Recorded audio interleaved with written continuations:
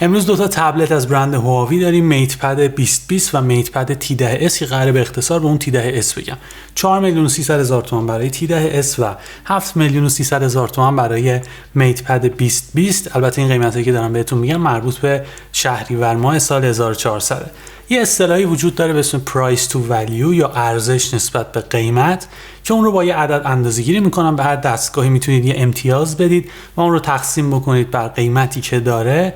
من سعی کردم برای چند تا تبلت این رو امتحان بکنم و اون عددی که به دست میاد رو با هم مقایسه میکنیم که بتونیم یه ارزش نسبی رو به هر کدوم از این تبلت ها بدیم. امتیازی که برای هر تبلت وجود داره من بر اساس بنچمارک انتوتو محاسبه کردم و اون عدد رو تقسیم بر قیمتشون کردم، البته با حذف کردن 3 تا 0 که یه عددی بده که بتونیم اون رو با بقیه مقایسه بکنیم. امتیازی که برای تبلت میتپد 2020 وجود داره 283,500 که اگر اون رو تقسیم بر قیمتش بکنیم یعنی 7300 به عدد 38.8 میرسیم. ارزش نسبی که میشه این تبلت اختصاص داد. همین عدد برای تبلت گلکسی تب S6 لایت 179,566 که اگر اون رو تقسیم بر قیمتش بکنیم یعنی 13200 به عدد شگفت‌انگیز 13.6 میرسیم. و خب امتیازی که برای تبلت میتپد T10s وجود داره 129,800 که اگر اون رو تقسیم بر 4300 قیمت این تبلت بکنیم باز به عدد شگفت‌انگیز 30.1 میرسیم. میبینید که با مقایسه کردن این عددا یعنی ارزش نسبی که میشه به هر کدوم از این تبلت‌ها داد به این نتیجه میرسیم که این تبلت‌های هواوی واقعا ارزش خرید بالایی رو دارن.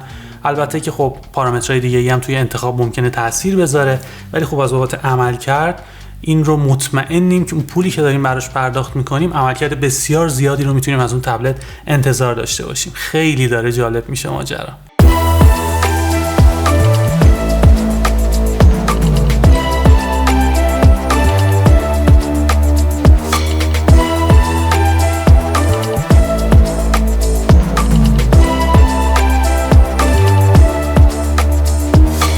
سلام، من حسام هستم و امروز قراره که این دو تا تبلت هواوی رو با هم بررسی بکنیم. دیدید که عملکردشون به چه ترتیبی حداقل روی کاغذ، اما خب به طراحی اونها هم باید توجه بکنیم. هر دو تا این تبلت ها بدنه از جنس فلز دارن و این ارزش خرید اونها رو بالاتر میبره. وقتی که میگیرید توی دست اصلا حس ارزون بودن یا یه دستگاهی که قراره به زودی خراب بشه رو منتقل نمیکنه، اون یه نقطه مثبت تلقی میشه. دکمه برای خاموش روشن کردن و کم و زیاد کردن صدا برای هر دو تا اونها در نظر گرفته شده. یکی سمت راست برای T10s و یکی در سمت راست و بالای تبلت تعبیه شده. نکته‌ای که وجود داره تبلت T10s از جک هدفون بهره میگیره. اگر دوست دارید که حتما هدفونتون رو متصل بکنید به وسیله این جک، خب این اتفاق توی تبلت T10s افتاده. برای تبلت میتپد 2020 باید از یه تبدیل استفاده بکنید. اما خب نکته‌ای که در مورد تبلت میتپد 2020 وجود داره سیستم اسپیکر 4گانه اونه که توسط هارمان کاردون تیون شده و بسیار کیفیت صدای بالایی رو بهتون میده. من واقعا تعجب کردم یه همچین کیفیتی توی تبلت قشنگ، یعنی فضا رو پر میکنه و نیازی که به هدفون وجود داره برای تماشای محتوا رو کاملا از بین میبره. حتی تجربه گیمینگ رو بیش از پیش لذت بخشتر میکنه. میتونید قشنگ روش موزیک گوش بدید، بذارید یه گوشه اتاق موزیک رو پلی بکنید و به عنوان یه اسپیکر خیلی جوان جور قشنگ بهتون پرفورمنس میده. اما همین چینش اسپیکر به صورت استریو توی تبلت T10s گنجونده شده که خب البته قیمتش هم خیلی پایین‌تره، 4,300,000 تومان که نمیشه انتظار خیلی زیادی رو ازش داشت. توی هر کدوم از این تبلت‌ها یه درگاه برای مموری میکرو SD و البته یه دونه سیم کارت وجود داره که اگر اون فضای ذخیره‌سازی ابتدایی اونا که هر کدومش 32 گیگابایت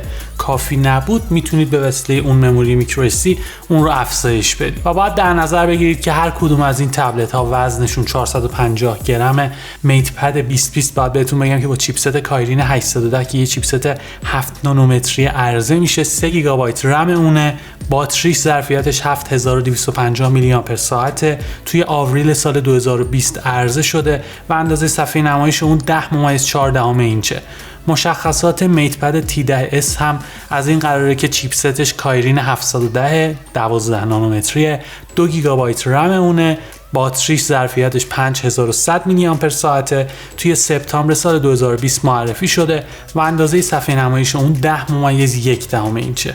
و خب مشخصه که به خاطر ظرفیت بالاتر باتری که تبلت میتپد 2020 داره بیشتر میتونید از اون استفاده بکنید. چیزی اولوش 12 ساعت در مقایسه با 7 ساعت که برای تبلت T10s وجود داره و خوشبختانه شارژر 18 واتی توی جعبش وجود داره که میتونید تبلت میتپد 2020 رو به واسطه اون توی 1.5 ساعت شارژ بکنید که توی تبلت ها عدد خوبیه. جفت این تبلت ها از صفحه نمایش فول HD و از نوع IPS LCD استفاده میکنن که خب کیفیت نسبتا خوبی دارن. یه ویژگی جالب دیگه که توی تبلت میتپد 2020 وجود داره حالت ایبوکه که کلا صفحه رو سیاه و سفید میکنه برای شما نزدیک به اون حس و حالی که موقع استفاده کردن یه کتابخانه الکترونیکی بهتون دست میده و کمک میکنه که بتونید اگر کتاب مطالعه میکنید با تبلتتون خیلی تجربه بهتری رو داشته باشید. و البته یه ویژگی خیلی جالب که این تبلت داره امکان نوشتن با قلمه که خب باید اون قلم رو جداگونه تهیه بکنید، ولی خب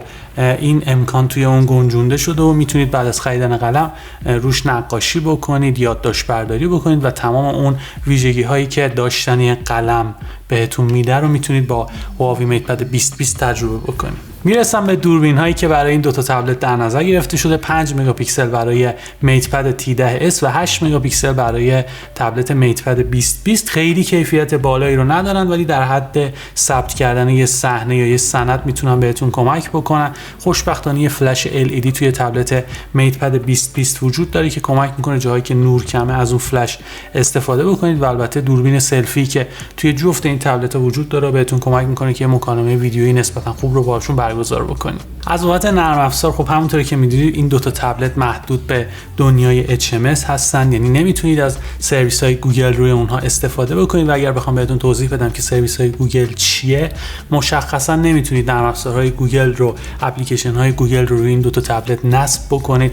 مثلا به جای اینکه اپلیکیشن گوگل مپس رو بتونید روی اونها داشته باشید باید از ورژن وب اون استفاده بکنید، یا به جای گوگل کروم باید از نرم افزار مایکروسافت اج استفاده بکنید که خب همون حس و حال رو داره، همون سرعت بالا رو داره. نه اگر اپلیکیشن های گوگل براتون مهم نیست هیچ مشکلی رو نخواهید داشت، میتونید بازار یا مارکت رو روی اونها نصب بکنید.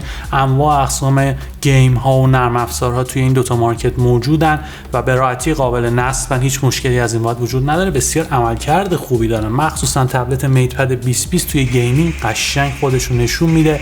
با اون 3 گیگابایت رمی هم که داره هیچ مشکل خاصی رو ندارید و میتونید ساعت‌ها گیمینگ رو روی ستینگ مدیوم توش تجربه بکنید و خیلی اتفاق خوبیه. با یه عدد 7 میلیونی همچین دستگاهی گیرتون میاد. امیدوارم که این ویدیو به دردتون خورده باشه و سوالاتتون رو تونسته باشم که در قالب اون بهش جواب بدم. اگر این ویدیو رو از طریق پلتفرم یوتیوب تماشا می‌کنید حتما این کانال رو سابسکرایب بکنید و زنگوله کنارش رو هم بزنید. خیلی ممنونم که این ویدیو رو تا انتها دیدید. خیلی ممنونم که نظر میدید، کامنت میذارید و امیدوارم که این اتفاق یه روند ادامه دار باشه. مرسی.